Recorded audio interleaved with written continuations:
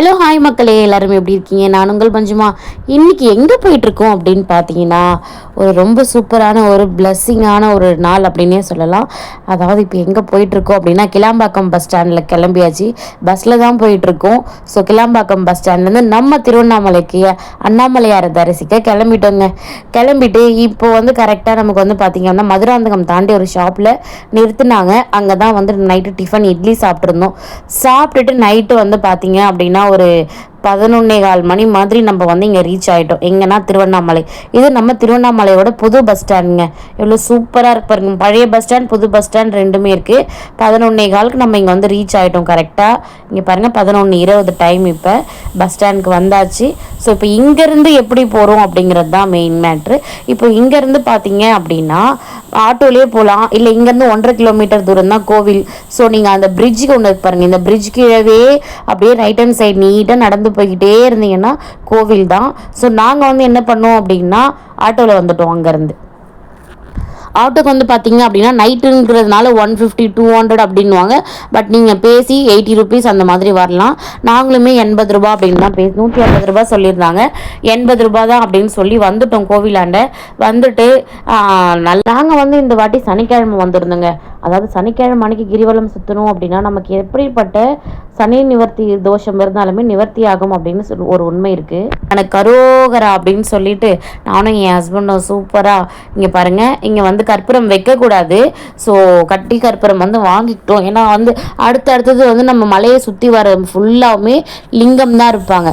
So கண்டிப்பாக அங்கே தேவைப்படும் அப்படிங்கிறதுனால இன்னும் 4 நாள், அதாவது வர வெள்ளிக்கிழமை சித்ரா பௌர்ணமி அன்னைக்கு ஸோ கிரிவலம் வந்தால் ரொம்ப நல்லது.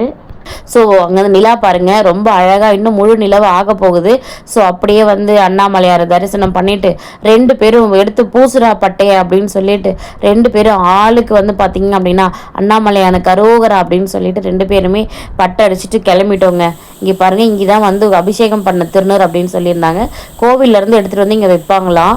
ஸோ இங்கே தான் எல்லாருமே வந்து திருநூறு வச்சுக்கிட்டு அண்ணாமலையாரை கும்பிட்டுட்டு இங்கேருந்து ஸ்டார்ட் பண்ணுறாங்க.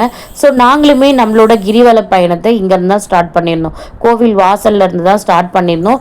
நாங்கள் கையில் எதுவுமே கொண்டு போகலைங்க. ஒரு வாட்டர் பாட்டில் மட்டும்தான் கொண்டு போயிருந்தோம். ஸோ அதனால் வந்து நம்ம ஈஸியாக நடந்துடலாம். இந்த வாட்டி நாங்கள் குழந்தைங்களையும் கூட்டிகிட்டு போகல. லாஸ்ட் இயர் நாங்கள் வந்து பாப்பாங்களையும் கூட்டிகிட்டு போயிருந்தோம். பாப்பாங்களுக்கு வந்து பார்த்தீங்க அப்படின்னா போன வருஷம் என் குட்டி பாப்பாவுக்கு 8 மாதம் அப்போ. ஸோ நான் வந்து இதே மாதிரி ஸ்டோரில் தான் இடுப்பில் கட்டிக்கிட்டு பாப்பா அதில் படுக்க வச்சுட்டு நடந்து போயிட்டு இருந்தேன். பட் இந்த இயர் சூப்பரான ஒரு விஷயம்லாம் இருக்குது. இங்கே பாருங்கள், நானும் அவரும் வந்து ராஜவீதியை சுற்றி வந்துட்டுருக்கோம். நான் கூட பயந்துட்டேங்க, நம்ம மட்டும்தான் போவோமோ. ஆனால் ஃபஸ்ட் டைம் நான் வந்து பௌர்ணமி இல்லாத நாட்களில் போகிறேன். முக்கியமான ஒரு விஷயம்னு பார்த்தா இங்கே பௌர்ணமி அன்னைக்கு மட்டும்தான் வரணுமா அப்படின்னு கேட்டால் கிடையாதுங்க. வாரத்தில் 7 நாளுமே நடந்துட்டுருக்காங்க. அதுதான் ஸ்பெஷல். முக்கியமாக வெள்ளி சனி ஞாயிறு ஆனால் கூட்டம் வந்து ஆஸ் யூஷுவலாகவே இருந்துகிட்ருக்கு. இப்போ பாருங்கள், டைம் நம்ம கரெக்டாக 12 மணிக்கு ஸ்டார்ட் பண்ணியிருக்கோம். ஷார்ப்பாக 12 மணிக்கு நம்ம வந்து ராஜகோபுரம்க்கு அதை ராஜவீதியை சுற்றி வந்துட்டுருக்கோம். ஸோ இப்போது இங்கேருந்து வந்து பார்த்திங்க அப்படின்னா லெஃப்ட் எடுத்தோம் அப்படின்னா ஒரு விநாயகர் கோவில் இங்கே இருக்குது பாருங்கள். விநாயகர் கோவிலில் இருந்தால் இப்போ நம்ம வந்து திரும்ப போகிறீங்க பாருங்கள். ஸ்டார்ட் பண்ணிட்டோம், மெயின் ரோடை பிடிச்சாச்சுங்க. அவ்வளோதான். இதோடு வந்து நம்ம வந்து கரெக்டாக 14 கிலோமீட்டருங்க. வர வழியிலலாம் சித்தர்கள் எல்லாரும் இதே மாதிரியே படுத்துக்கிட்டே அதாவது ஏதோ அந்த தியானம் பண்ணிக்கிட்டே இருந்தாங்க.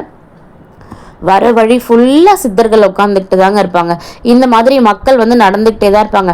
நம்ம வந்து பருவம் இல்லாத பௌர்ணமி இல்லாத நாட்களில் நடந்து போகிறோமே, நமக்கு வந்து பயமாக இருக்குமோ அப்படிங்கிறதெல்லாம் எந்த பயமும் வேண்டாம்.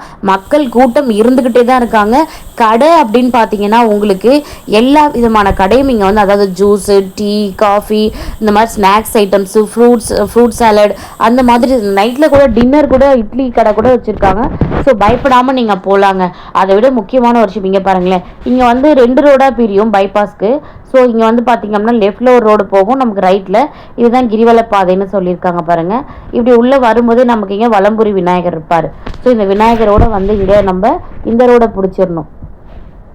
இங்கே பாருங்கள், குழந்தைங்க, சின்ன குழந்தைங்கள்லாம் வந்து கிரிவலம் பண்ணுறாங்க. அதுதான் ரொம்ப ஆச்சரியம் எனக்கு. இல்லை, நான் லாஸ்ட் டைம் கூட பார்த்துருக்கேன்.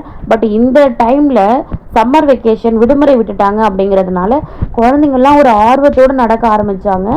இங்கே போகிற வழியில் வந்து பார்த்திங்க அப்படின்னா மான் இருந்துச்சுங்க. சரி உங்களுக்காக வந்து மான் எடுக்கலாமே அப்படின்ட்டு மான் எடுத்திருந்தோம். எவ்வளோ அழகாக இருக்குது பாருங்களேன். அதோட கொம்புலாம் நல்லா நீட்டாக இங்கே பாருங்கள் சூப்பராக இருக்குது. எல்லோரும் அதுக்கு வந்து பார்த்திங்கன்னா குக்கும்பர் கொடுத்துட்டு இருந்தாங்க.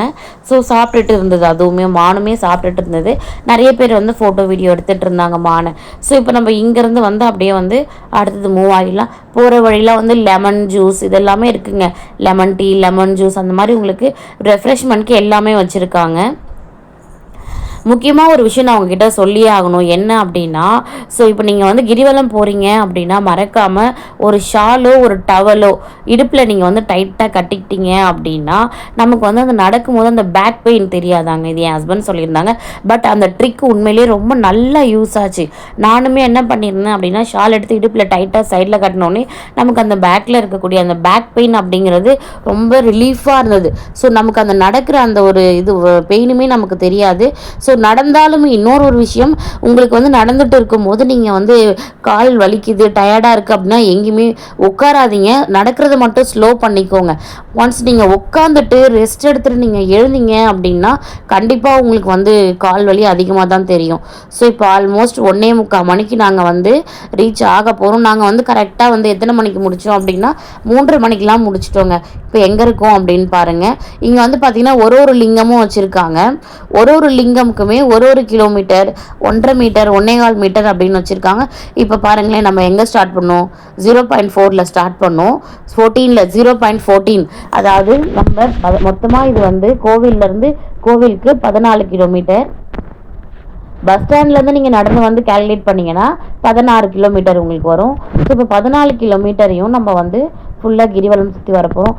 மக்கள் பாருங்களேன், போகிற வழியெல்லாம் சிவபெருமான் நந்தியும் சிவலிங்கமுக்கு அர்ச்சனை பண்ணிக்கிட்டு கற்பூரம் வச்சுக்கிட்டு அவ்வளோ ஃபீலிங் பிளஸ்டாக இருந்ததுங்க. அதை விட ஹைலைட்டு ஃபுட் மசாஜ்னு இப்போ நிறைய வந்திருக்குங்க. நம்ம கோவில் ஸ்டார்ட் பண்ண ஒரு ½ இந்த ஃபுட் மசாஜ் வந்துடும். அதாவது நிறைய பேருக்கு நடந்து கால் வலிக்கும் இல்லையா, இந்த மாதிரி 5 மினிட்ஸ்க்கு 20 ருபீஸு. அதாவது இந்த சேரில் உட்காந்து இந்த மிஷின்குள்ளே காலை விட்டோம் அப்படின்னா அது வந்து என்ன பண்ணுது, அது ஒரு மிஷினு. அந்த மிஷின் வந்து நம்மளோட பாதங்களில் வந்து மசாஜ் பண்ணி கொடுக்குதுங்க. பட் அடுத்த ஒரு 1 ஹவருக்கு நடக்கலாம் அந்த மாதிரி. இப்போ நான் காமிச்ச அந்த பேபி ட்ராலி தாங்க ஹைலைட்டு. நிறைய பேரால் குழந்தைங்க தூக்கிக்கிட்டு நடக்க முடியல, அதுவும் குழந்தைங்க தூங்கிடுறாங்க. அந்த ட்ராலியில் உட்கார வச்சு நம்ம நடக்கும்போது குழந்தைங்க ரொம்ப கம்ஃபர்டபுளாக தூங்கிக்கிட்டே வராங்கங்க. நான் பார்த்துருந்தேன். இந்த மாதிரி கடைங்க எல்லாத்துலேயுமே நான் கம்பல் வாங்கியிருந்தேங்க. அதாவது நம்ம ஜிமிக்கி கம்பல்லாம் வந்து பார்த்திங்கன்னா 3 கம்பல் 100 ரூபா அப்படின்னு சொல்லியிருந்தாங்க. டைம் பாருங்கள் 3:30 மணி ஆகிடுச்சு. ஸோ ஆல்மோஸ்ட் நாங்கள் கோவிலை ரீச் ஆகிட்டோம். ரொம்பவுமே ஃபீலிங் பிளஸ்டுங்க. கால் வலி இருக்க தான் செய்யுது. கால் வலி இருந்தாலுமே நான் எங்கேயுமே உட்காரலை. எனக்கு கால் வலி இருக்கும்போது நான் ஸ்லோவாக நடக்க ஆரம்பிச்சிட்டேன். ஸோ ரொம்ப ரொம்ப சூப்பராக இருந்ததுங்க. பாருங்கள், கோவிலுக்கு வந்தாச்சு. கோவில் ராஜகோபுரம். இப்போ இங்கேருந்து நம்ம வந்து மறுபடியும் ஒரு ஷேரிங் ஆட்டோ எடுத்துக்கலாம். 30 ரூபா தாங்க. இங்கேருந்து கிளாம்பாக்கம் பஸ் ஸ்டாண்ட் நீங்கள் கேட்டிங்கனாலே 30 ரூபா தான் ஆட்டோவுக்கு. நீங்கள் இண்டிவிஜுவலாக எடுத்தீங்க அப்படின்னா 100 ரூபா. ஸோ நம்மளும் நம்ம குடுவாஞ்சேரி இறங்கியாச்சு.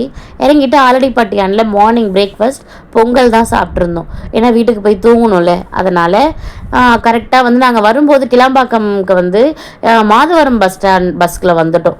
அதாவது நம்ம திருவண்ணாமலையிலேருந்து மாதவரம் பஸ் வந்தது. ஸோ அதில் ஏறி வந்துட்டோம். அதோட சார்ஜ் நமக்கு வரும்போது 175 ரூபா வாங்கினாங்க. போகும்போது நார்மல் பஸ்ஸில் போயிருந்தோம், அதில் 150 ரூபா வாங்கியிருந்தாங்க. ஸோ அப்போ கிளாம்பாக்கம் டு திருவண்ணாமலைக்கு நார்மல் பஸ்ஸாக இருந்தால் 150 ரூபா. இந்த மாதிரி பாயிண்ட் டு பாயிண்ட் இந்த மாதிரி ஸ்பெஷல் டீலக்ஸ்லாம் இருக்கும் இல்லையா, ஏசி பஸ், அதிலெல்லாம் வந்து 180 கிட்ட வந்துடுது. ஸோ டிஃபனும் சாப்பிட்டு சூடாக ஒரு காஃபியும் குடிச்சிட்டு அங்கேருந்து வண்டியை வீட்டுக்கு விடுப்பா அப்படின்ட்டு வீட்டுக்கு வந்தாச்சு. மக்களே, இந்த வீடியோ எப்படி இருக்குது அப்படிங்கிறத மறக்காமல் சொல்லுங்கள். Thank you so much. டாட்டா, பாய்.